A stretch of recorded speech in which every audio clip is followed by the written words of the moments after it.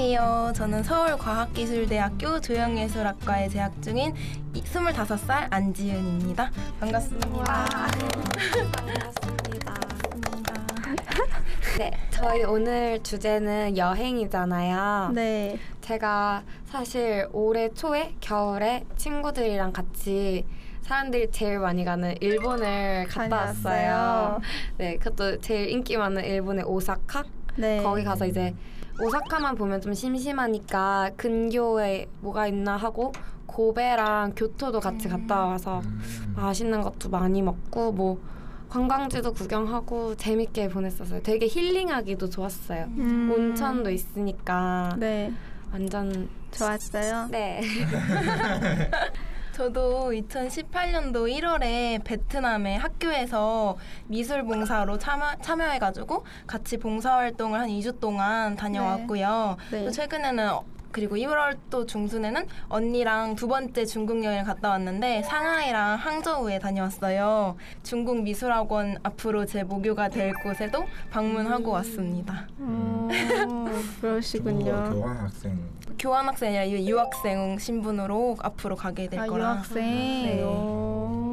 제가 상해 살다가 왔었어요. 사실. 상하이 너무 좋아요. 네, 진짜 좋죠. 네. 뭐 어디 많이 다녔어요, 보통? 상하이에서는 기억나는 게 제가 미술관하고 박물관 위주로 좀 다녀가지고 그런 데로 보고 이제 먹방 먹으러 다닌 게 기억이 좀 많아서. 네. 네, 저는 한국에서 부산을 여행으로 가본 적 있는데 그때 그냥 막연하게 여름이었어서 아 바다 가보자 이러고 부산을 갔었거든요. 친구들이랑 가서 광안리 보고 해운대도 보고 그리고 부산에 그 유명한 벽화마을 감천문화. 아 맞아요. 거기도 갔어.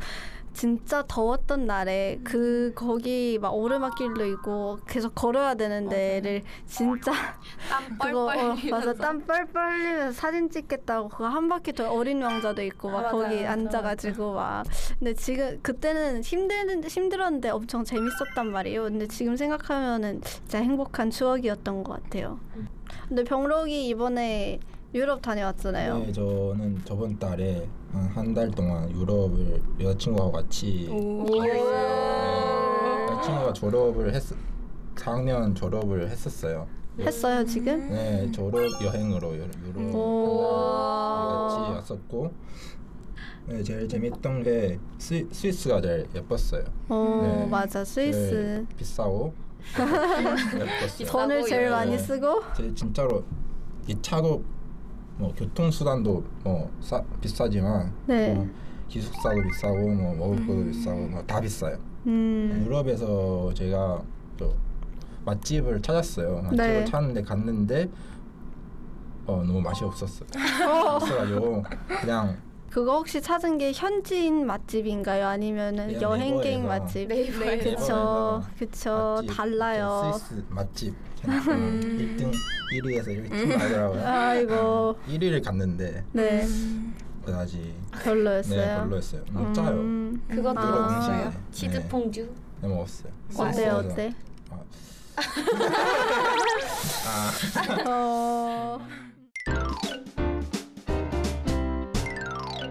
요즘 대학생들은 유럽 여행을 많이 가는 것 같아요. 방학 기간에 특히 일본 많이 가고 맞아요. 유럽 여행 많이 가고 베트남도 많이 가고 맞아요. 진짜 셋이 다 한국 여행지만 맞아 진짜 많이 가더라고요. 그리고 방학은 2달 동안 길잖아요 시간이. 그래서 돈을 많이 투자하고 이제 최대한 멀리 오래 다녀오는 걸로 그렇게 많이 하더라고요. 맞아요. SNS에 올리는 약간 보여주기식 인스타그램용 맞아. 그 정사각형 사진 찍는 그런 여행도 되게 유명하고 네. 또 이거는 최근 트렌드만이 아니라 예전부터 계속 트렌드였던 먹방. 항상 맛집 꼭 여기는 가봐야 된다. 블라디보스톡에 꼭 가봐야 할 5개 맛집 이런 식으로 먹방 여행지가 너무 잘 돼 있어서 약간 요즘에는 딱 그 나라 가면은 뭐 먹었어? 이렇게 갔다가 해야지만 갔다 왔구나라는 게 약간 인정되는 그런 느낌이 되게 강한 것 같아요. 요즘 고프로로 이렇게 영상 찍어서 유튜브에 올리는 사람도 많더라고요. 아 봤어요. 네, 준영 씨 지금 엄청 올리고 있어요. 맞아요. 준영 씨 지금 하루 1일 1 영상. 맞아요. 근데 고프로로 이제 머리에 이렇게 껴가지고 여행을 하면 그 영상을 보면 직접 자기가 여행하는 것 같은 느낌이 들어가지고 저희 베트남 갔을 때도 준영 오빠가 고프로로 찍었거든요. 아 진짜요? 네. 그래서 그거를 이제 영상 편집해가지고 학교에 제출했는데 너무 예쁘게 잘 찍은 거예요. 마치 딱 거기 갔는데 아 우리가 여기 갔었지라는 느낌이 너무 생생하게 든다고 해야 되나? 그래가지고 고프로의 매력을 그때 좀 느꼈어요. 스카이 다이빙을 갔을 때 이쪽 그거만 하는 사람들은 다 고프로를 맞아요. 네, 맞아. 머리 다 껴서 맞아. 그러다 이거 찍고. 떨어지면 어떡해요? 그럼 그냥 고정. 끝나는 거지. 끝나는 거지. 그냥 다시 사야 되는 거지. 저는 좀 즉흥적으로 찾아다니는 스타일이에요. 그래서 약간 계획이 크게 있는 게 아니라 그냥 큰 대목만 세워서 네. 가고 싶으면 가고 오늘 좀 기분이 별로다 하면 그냥 먹으러 가고 약간 이런 느낌?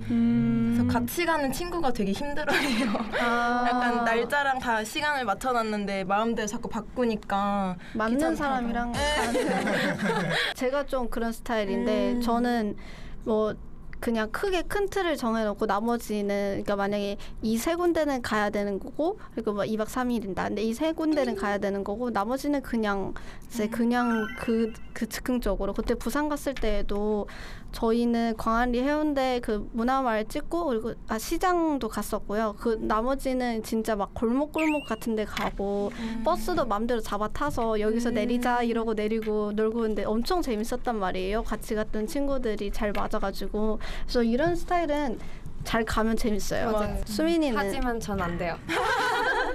저는 완전 계획적으로 움직여서 네. 처음 이제 여행을 가기 한 3달 전부터 좀 짜야 돼요. 네. 그래서 저도 딱 그렇게 많이는 아니지만 최소한 3군데의 명소 정도는 찍고 싶어 하는 스타일이에요. 그래서 엄마랑도 이제 졸업여행으로 유럽을 갔을 때 그때는 정말 철저하게 엑셀 파일로 만들어가지고 여행사처럼 네, 몇월 엑셀 파일? 며칠 10시에 일어나서 어딜 가겠다 뭐 버스 대박. 뭐 이동 시간 다 계산하고 대박. 이동 시간도 계산할 수 있어요? 근데 뭔가 막 그 책 같은 거 구글에서. 찾아보면 맞아 뭐 몇 번 버스는 몇 30분 걸린다 이런 게 뜨잖아요. 근데 우와. 제가 유럽을 처음 가는 거여서 그때 좀 무섭기도 했고 좀 길 잃으면 어떡하지 해가지고 완전 철저하게 찾아갔고 저도 좀 수민 씨하고 같은 게 디테일. 숨 막혀. 저도 이번에 유럽 갔다 왔는데 유럽 가기 전에 한 2-3개월 전에 이렇게 엑셀 30일 다 만들었어요? 네, 30일 다. 맞아. 무서워. 2일, 3일 하고 이렇게 다 정하고 여행 코스도 이렇게 여기 가서 버스 타서 여기 가고 걸어서 여기 가고 이렇게. 근데 이런 친구 있으면 또 편할 수도 있어요. 편해. 좀 돈 쓰는 거 다 찍고 이렇게. 그냥 생각 없이 돈도 다 적어요. 맞아. 진짜 생각 없이 따라가. 맞아. 사진 따라가. 찍고 또 맞아. 딴 데 가.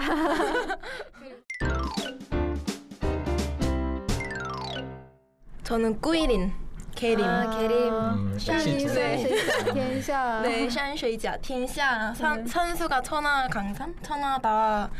뭐 산도 좋고 물도 좋고 그런 말을 하도 많이 들어가지고 계속 가고 싶고 가려고 했는데 못 간 여행지 중 하나여서 이번에 뭔가 가면 아쉬움이 되겠네요. 근데 저는 항저우랑 광시랑 좀 멀지 않아요? 그리고 아니, 광동에 아니. 있을 때는 괜찮았는데 그 중국에 그 10월 1일 되면은 그 국경절. 네, 그래서 좀 길게 근데 방학하거든요. 국경절에 어디 나가지 말라고 그거 친구가 진짜 사람이 많아서 그럴 수도 있겠다. 무슨 일이 일어날 수 그럴 수도 있겠다. 기차에서 사라질 수도 있다고. 네, 맞아요. 그럴 수도 있겠네.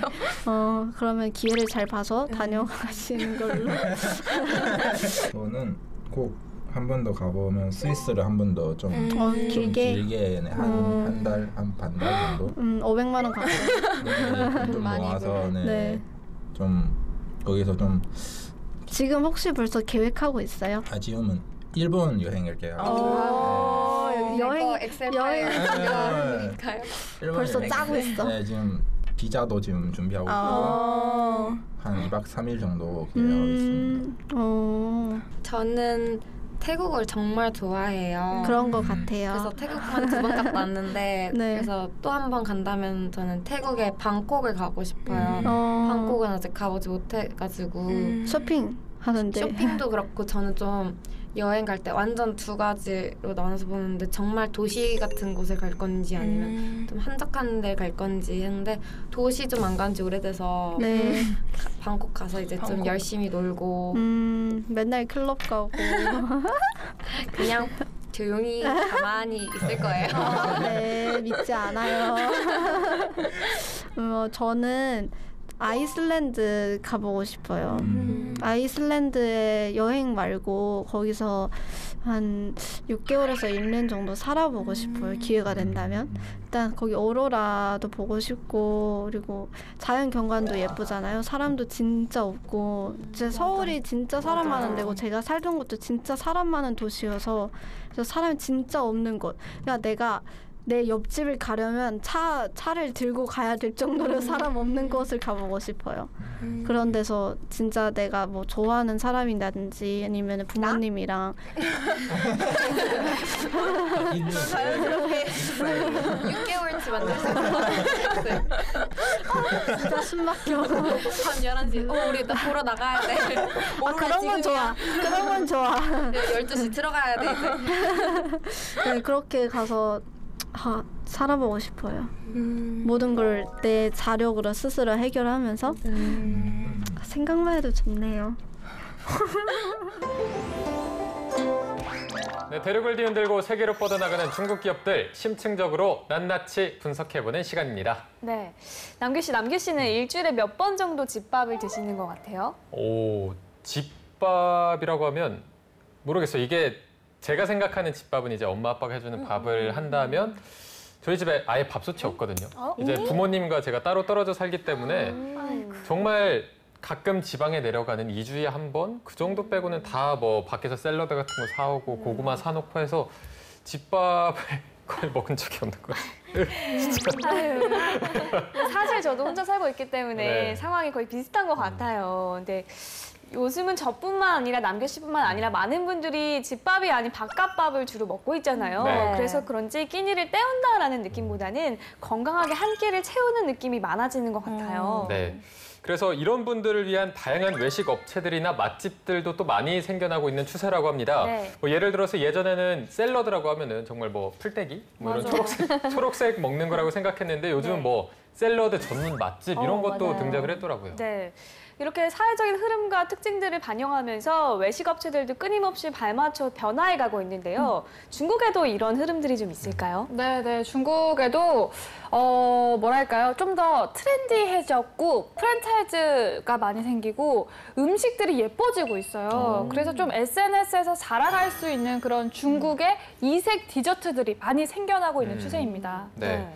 지난 5월에 조사한 결과 중국이 개혁 개방 40년 만에 엔게일 지수가 처음으로 30%를 밑돌면서 유엔이 정한 풍족 구간에 최초로 진입을 했다고 합니다.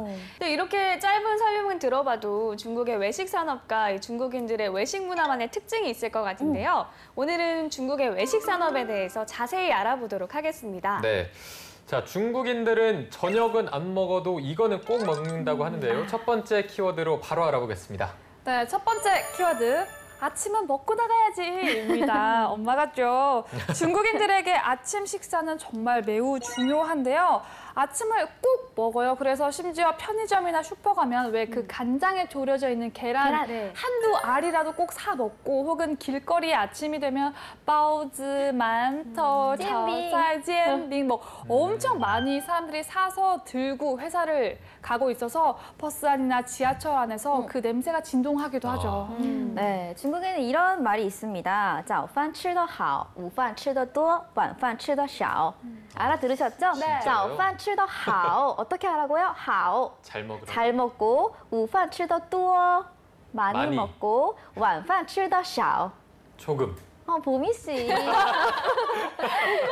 네, 적게 먹고 이런 말이 있는데 그만큼 아침을 잘 먹는 게 중요하다는 뜻이겠죠. 그 친구들 보니까 우리가 엄마들이 밥심이다 이런 말 하잖아요. 네. 중국 엄마들은 아침을 든든히 먹어야 하루가 든든하다라는 확고한 믿음이 있어서 아침을 꼭 챙겨 먹이더라고요. 네. 네. 이야기만 들어봤을 땐 중국의 아침에 거리를 나가면 이 좌판이나 길거리에 음식점들이 이렇게 쫙 깔려 있을 것 같고요. 네. 이 중국인들이 손에 간단한 음식을 들고 이제 학교를 가거나 출근길에 오르는 어릴 것 같네요. 네, 이게 뭐 상하이나 베이징이나 광저우, 항저우 등 1, 2선 도시에서는 직장인들이 아침 식사 거리를 직장 부근에서 산 다음에 이거를 사무실로 가져가서 거기서 먹는 경우가 굉장히 많다고 합니다. 그래서 뭐 사무실이 밀접한 곳에 편의점이나 식당 주변에는 아침에 항상 그 직장인들로 붐빈다고 합니다. 네, 맞아요. 특히 또 제가 살았던 광저우 같은 경우는 짜오차 문화가 굉장히 이제 오랜 역사를 갖고 있는데요. 아침을 뭐 길거리에서 뭐 사 먹지 않아요. 그 호텔이나 아침을 파는 식당에 가서 꼭 아침을 먹고 출근을 하는 그런 풍습이 있는데요. 그때 뭐 다양한 아침에 먹을 수 있는 쪼, 뭐 여우티ao, 만토, 뭐 우리가 먹는炒菜, 저면, 저산, 뭐 잼빙, 뭐 그런 것들을 거의 한 아침부터 3-4접시를 시켜놓고 네, 같이 먹거든요. 그래서 제가 5kg가 쪄왔는데요. 그래서 되게 아침을 풍족하게 먹을 수 있는 시스템이 잘 돼 있는 그런 느낌이었어요. 네, 그리고 아까 남규 씨가 이렇게 회사 건물이 많은 데에서 아침을 노점에서 판다 했잖아요. 근데 그게 8시가 되면 이렇게 동이 나는 경우가 많아요. 저 같은 경우에는 이 아침을 먹으려고 아침에 일찍 갔어요, 학교. 아침 못 먹으면 어떡해요. 네, 그래서 역시 일찍 일어나는 제가 벌레를 잡는 거죠. 네, 그 살이 찌죠. 그래서 아침 일찍 살이 저도 쪘는데 저는 되게 신기했던 게 저는 보통 이제 아침을 먹으려고 노점으로 많이 갔거든요. 근데 친구들이 KFC를 아침부터 가는 거예요. 그래서 저는 속으로 중국 친구들은 아침부터 햄버거가 들어가나 생각했는데 뭐 먹고 왔어 그러면 죽을 먹고 왔다는 둥, 뭐 아니면 요티아를 먹고 왔다는 둥. KFC를 가서. 네, 그래서 그게 너무 놀라웠었어요. 그 당시에는. 페이쌤이 말씀을 하셨듯이 중국에 있는 패스트푸드점에서는 아침 메뉴를 파는 것이 일반적이라고 하는데요. 예를 들어 말씀하신 KFC 같은 경우에 아침 6시부터 판매를 시작하는데요. 이 중국의 전통 식사인 죽이나 또장 그리고 요티아오 같은 메뉴를 판매한다고 합니다. 네, 저도 급할 때 KFC에서 많이 사 먹었는데요. 특히 저는 또우장을 정말 좋아했어요. 이게 약간 단 두유 맛. 딱 그 맛이에요. 네, 되게 달콤한 설탕을 뿌려서 넣기도 하고요. 근데 아침에 솔직히 뭐 잘 안 넘어가고 또 기운 없을 때 갑자기 이렇게 당이 확 들어오면서 에너지가 확 생기면서 이게 딱 기분이 좋아지더라고요. 뭐야. 5kg 쪘단 말이에요. 식욕 떨어뜨리고. 예, 갑자기 훅 떨어지네요. 네. 그런데 이 중국에서는 KFC뿐만 아니라 맥도날드, 피자헛, 스타벅스, 서브웨이 등에서도 서양식과 중국식을 결합한 조차 메뉴들을 판매한다고 하네요. 네, 저희가 조금 예를 들어드리면 피자헛에서는 아침 7시 반부터 미국식, 프랑스식, 중국식 등의 아침 메뉴를 판매를 하고 있고 또 스타벅스에서도 서양식과 중국 차를 세트로 한 아침 메뉴를 판매하고 있다는데 이게 또 인기가 그렇게 많다고요? 전 놀라운 게 중국 생활을 이렇게 오랫동안 하면서 피자헛에서 피자를 먹은 적은 단 한 번도 없어요. 대신에 피자헛에서 아침 메뉴 세트로 뭐 이렇게 뭐 베이컨 토스트 이런 걸 굉장히 많이 먹었었는데 약간 호텔 조식 같은 느낌으로 저렴하게 우리 돈으로 하면 4-5천 원 정도로 그 아침 이렇게 플레이트를 맛볼 수 있거든요. 정말 아무리 곱씹어봐도 피자를 먹은 기억이 없더라고요. 네. 중국만의 아침 식사 문화는 두 분 다 굉장히 좋은 기억을 갖고 있는 것 같아서 중국에 가면 정말 꼭 한번 먹어봐야겠다 이런 생각이 드는데요. 그런데 또 최근 중국의 외식 문화에 최첨단의 변화가 나타나고 있다고 하는데 이어서 두 번째 키워드로 알아보도록 하겠습니다. 키워드 2. 저기요, 계세요? 요르마입니다. 네. 잘한다. 지금 중국은 생활 곳곳에 이 4차 산업과 또 인공지능이 빠르게 접목되고 있죠. 네, 사실 뭐 QR코드로 결제하는 방식도 그렇고요. 또 요즘에 무인 편의점도 많은 사랑을 받으면서 굉장히 스마트한 중국이 되어가고 있다라는 생각이 들더라고요. 네. 방금 말씀하셨듯이 중국에서는 무인 편의점의 인기가 날로 높아지고 있고 그 숫자도 점점 늘어나고 있다고 하는데요. 이제는 외식업에도 무인 식당이 핫 키워드로 떠올랐습니다. 네, 이게 작년 말이었는데요. 독일의 무인 식당 브랜드인 스페이스랩이 전 세계에서 6번째로 중국 베이징에 문을 열었다고 합니다. 이름만 들어도 좀 스페이스랩의 전체 컨셉을 가늠하실 수가 있을 것 같은데 우주선을 또 컨셉으로 잡았습니다. 태블릿 PC로 주문을 하고 위챗페이로 결제를 하면은 매장 곳곳에 설치된 관을 타고 이게 손님 자리로 저절로 이게 서빙이 되는 그런 시스템이라고 합니다. 네, 이게 이야기만 들으면 불편할 것 같기도 한데요. 뭐 중국의 혼밥 쪽이나 또 새로운 경험을 좋아하는 젊은이들 사이에서는 인기 만점이라고 하네요. 네.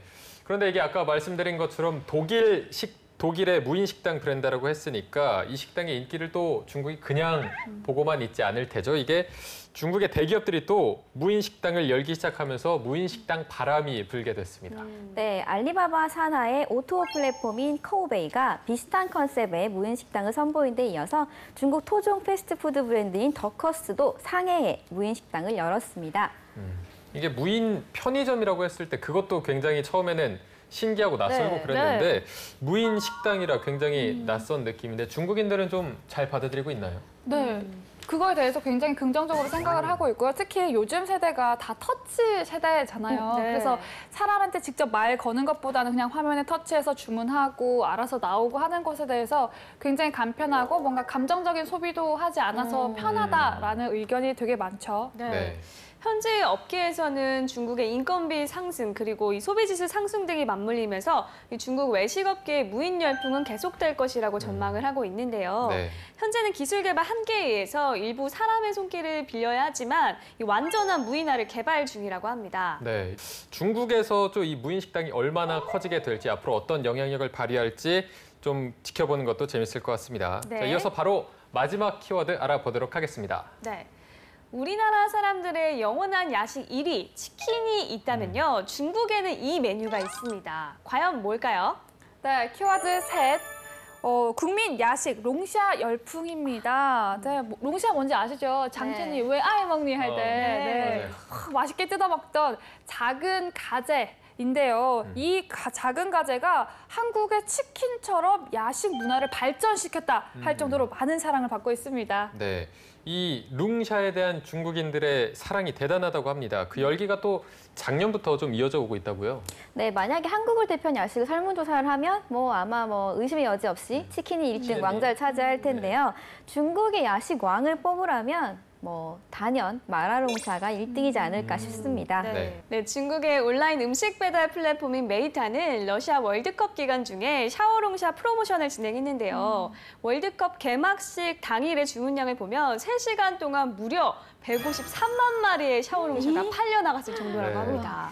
저희가 또 이 양을 계산해 봤더니 월드컵 개막식이 열린 지 불과 20분 만에 전날 주문량보다 40% 증가한 수치라고 하고요. 이날 전체 음식 주문량의 66%를 샤오롱샤가 차지를 했다고 합니다. 압도적이네요. 네. 사실 저는 왜 중국인들이 갑자기 이 롱샤를 좋아하게 됐을까? 그 전에 중국인들은 좀 주로 고기 위주로 많이 먹었단 양꼬치 이런 거를 말이에요. 진짜 많이 먹었었는데. 보통 야식하면 다 양꼬치였잖아요. 근데 갑자기 롱샤로 바뀐 이유가 뭘까라고 생각했을 때 저는 그 마라한 그 양념 때문인 것 같아요. 그 자극적인 그 얼얼하고 매운맛이 저희도 막 스트레스 받으면 집에 가서 닭발 시켜 먹으면서 매워 하면서 막 먹잖아요. 그런 느낌으로 많이 먹는 게 아닌가 싶습니다. 그러면 우리나라에도 다양한 치킨 전문점이 있듯이 중국에도 이 샤오롱샤 전문점이 다양하게 있나요? 네, 아까 딱 말씀 주신 것처럼 한국의 치킨집 브랜드만큼 롱샤집도 프랜차이즈가 많지 않나라는 생각이 드는데 그중에서 되게 대표적인 데를 말씀드리자면 송꺼 요먼 따샤를 들 수 있겠습니다. 네, 방금 이제 페이쌤이 말씀을 하신 것처럼 중국의 샤오롱샤 전문점 프랜차이즈의 창립자가 이 중국의 대표 IT 기업이죠. 화웨이를 박차고 나온 쉬숭이라는 창립자인데요. 이분이 자신을 꼭 닮은 캐릭터를 로고에 딱 받고 단일 메뉴로 롱샤만 판매하는 전문점을 만들게 된 건데요. 네. 이 쉬숭 창업주가 룽샤만 팔아서 현재 돈방석에 앉았다고 합니다. 이게 또 월드컵 특수도 있었겠지만 매장과 배달 서비스 형태를 결합을 해서 이게 단골 고객층을 확보한 게 또 큰 요인이었다고 합니다. 네. 이 중국인들이 선호하는 음식 트렌드와 원래 전공이었던 IT를 잘 접목한 결과라고 할 수 있는데요. 중국인들이 많이 이용하고 있나요? 네, 중국에서 IT 하면 딱 떠오르는 지역이 이제 어디예요? 신천? 맞아요. 바로 신천인데요.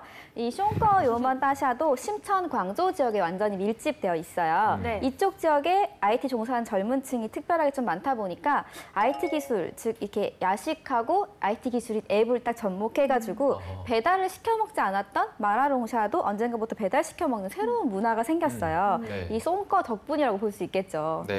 그런데 이 룽샤가 중국인들의 야식은 물론 책임지고 있지만 또 새로운 직업을 창출하고 있다고요. 네, 직업을 택할 때 가장 중요한 것 중에 하나가 또 연봉을 빼놓을 수가 없잖아요. 중요하죠. 그렇죠. 연봉이 일단 8,000부터 시작합니다. 네?